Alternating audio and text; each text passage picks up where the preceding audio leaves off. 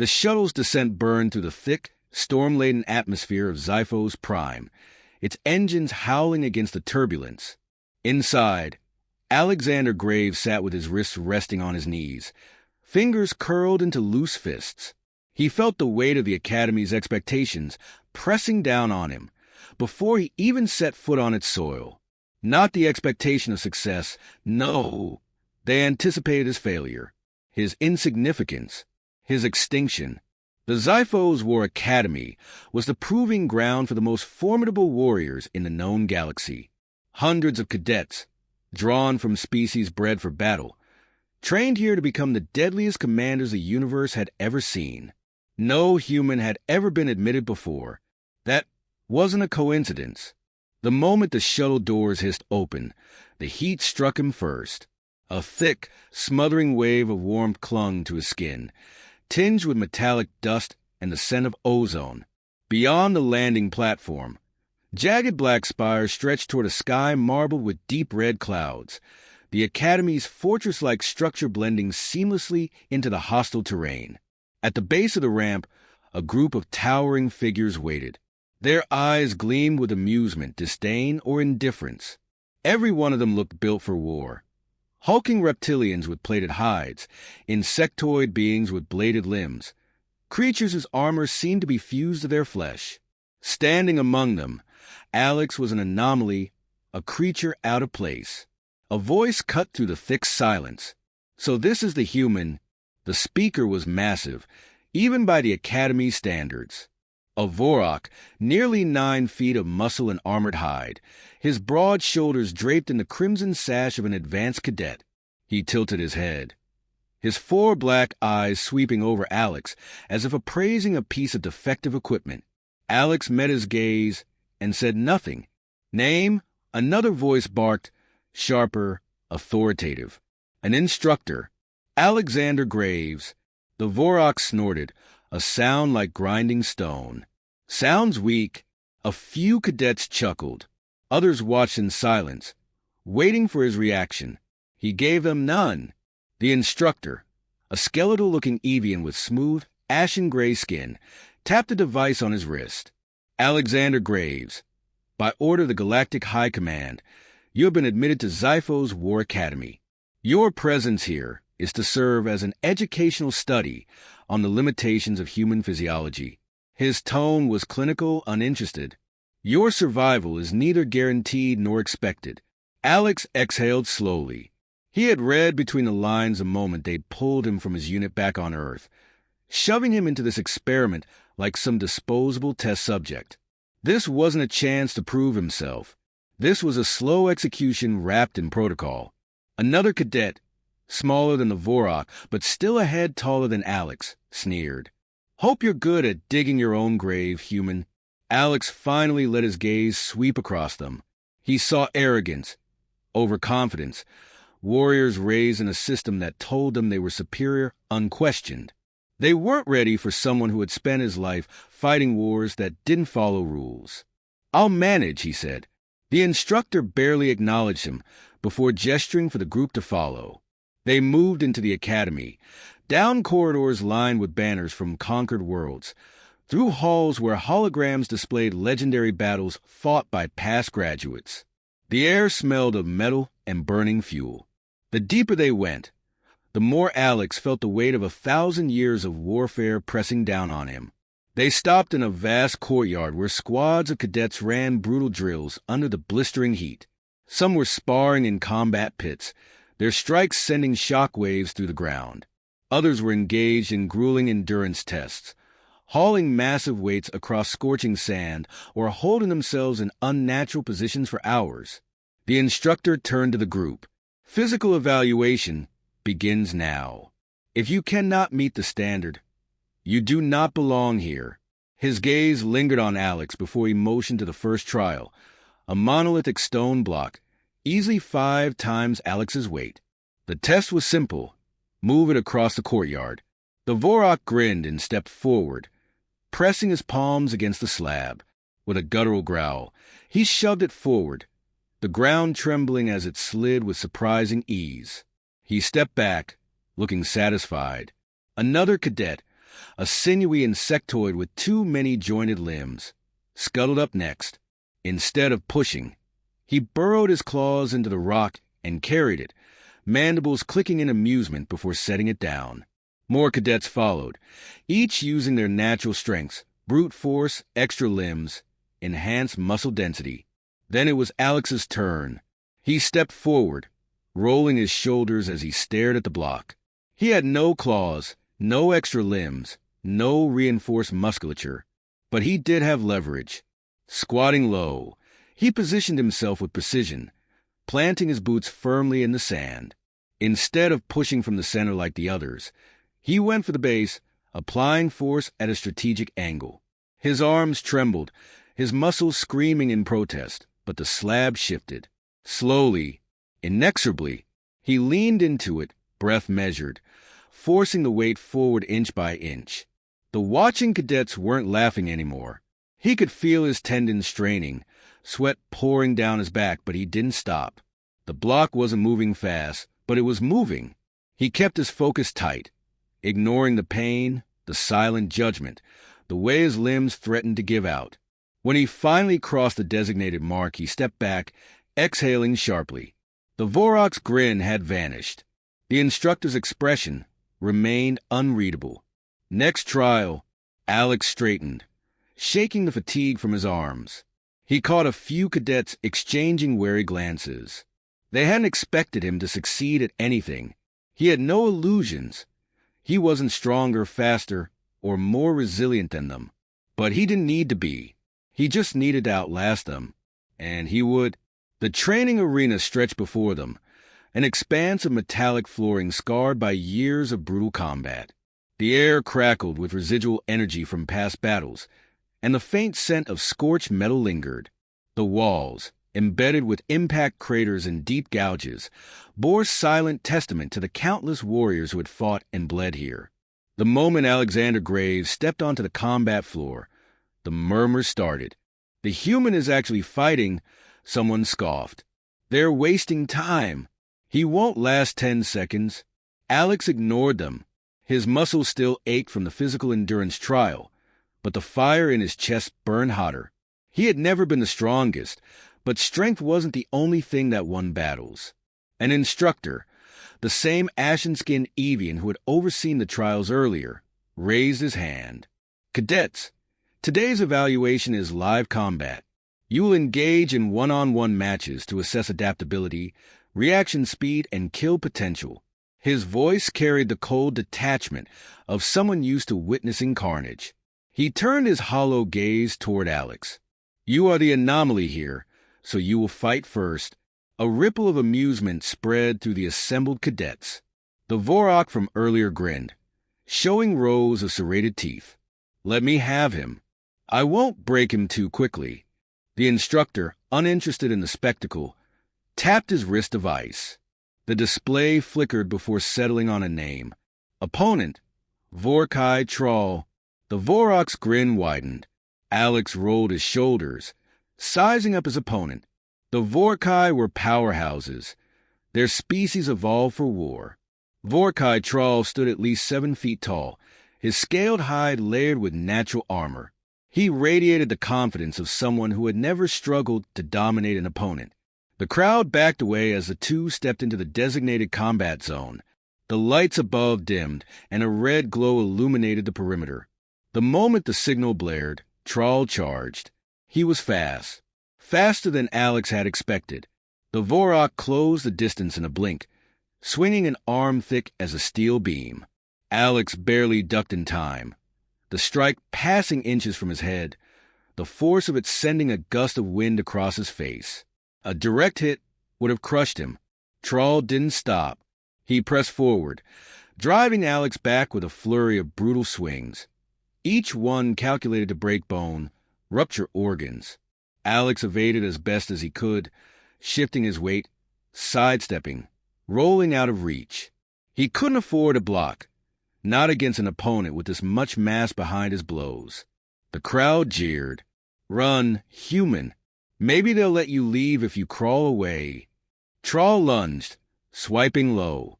Alex twisted, barely escaping the attack, but the Vorak anticipated his movement. A second swing came from the opposite side, too fast to dodge. Alex reacted on instinct.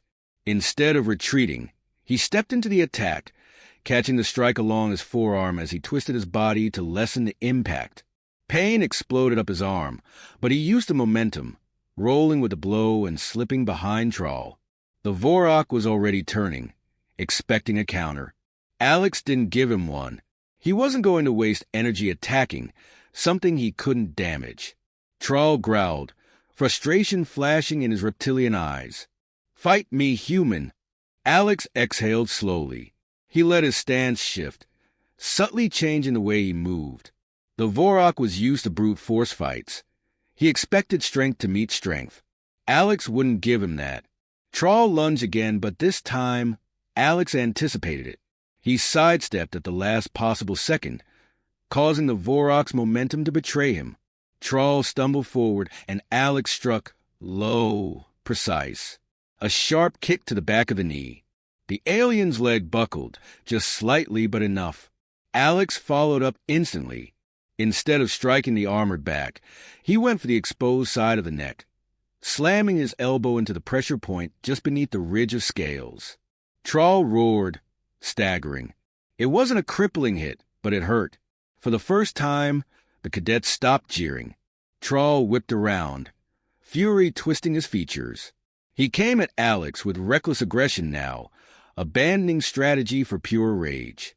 Alex remained calm. He let Trawl make mistakes, dodging at the last second, using his own weight against him. When the Vorak overextended a strike, Alex punished him with sharp counterattacks, joint locks, pressure strikes, subtle manipulations that turned the alien size into a liability. The fight dragged on longer than any of the cadets expected. Trawl was a warrior, but Alex was something different. He wasn't playing by their rules. Then it happened. Trawl, tired of the game, threw everything he had into one final, devastating punch. A wild, reckless blow. Alex didn't dodge. Instead, he stepped inside the attack, deflecting just enough to avoid the worst of it. His free hand shot forward, fingers curled into a knife strike. He drove it into the soft flesh at the base of Trawl's throat. Not hard enough to kill, but enough to hurt. Trawl choked, stumbling back, clutching his throat. The arena was silent. Alex stood there, breathing hard but steady. His arms throbbed from the impacts, his muscles burned, but he remained upright. He had survived. No! He had won. The Vorak's eyes burned with rage, and something else. Unease. Alex met his gaze unreadable. He knew what they were all realizing. He was not the strongest, not the fastest, but he was something far worse. Unpredictable. The instructor finally spoke. Match concluded. His tone remained neutral, but Alex caught the flicker of something in his expression. Acknowledgement. The cadets began murmuring among themselves. The laughter had stopped. The Vorak exhaled sharply and stepped away without another word. Alex rolled his shoulders, shaking the tension from his limbs as he turned to leave the combat zone. He could feel their eyes on him. The amusement was gone, replaced by something new. For the first time, the Academy was beginning to understand. They had let a human in, and now they couldn't take that mistake back. The barracks were silent when Alex entered, a stark contrast to the jeering and taunts that had greeted him on arrival. He could feel their eyes tracking him, studying him, recalibrating their expectations. The fight with Trawl had changed something.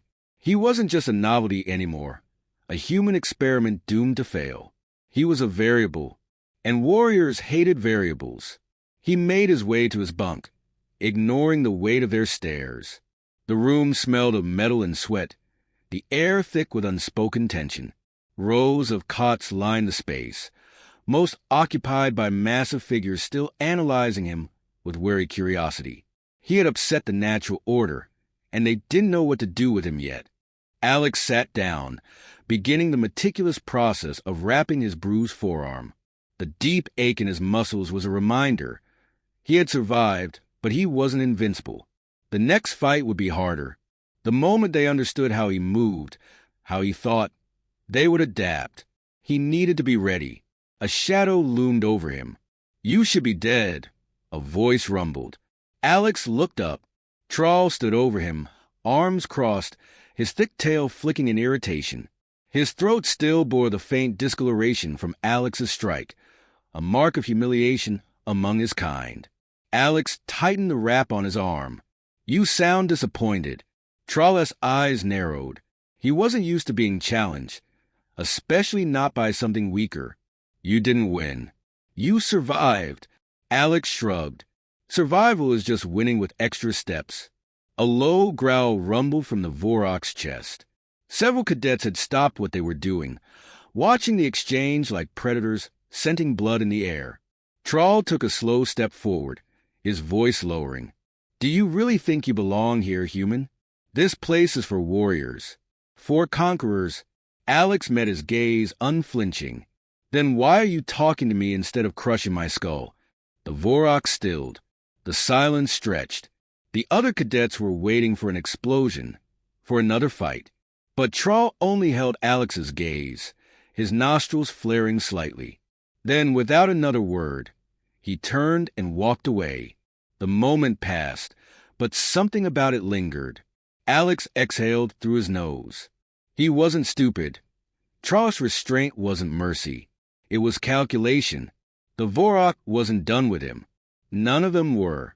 They were just figuring out the best way to break him. A different voice cut through his thoughts.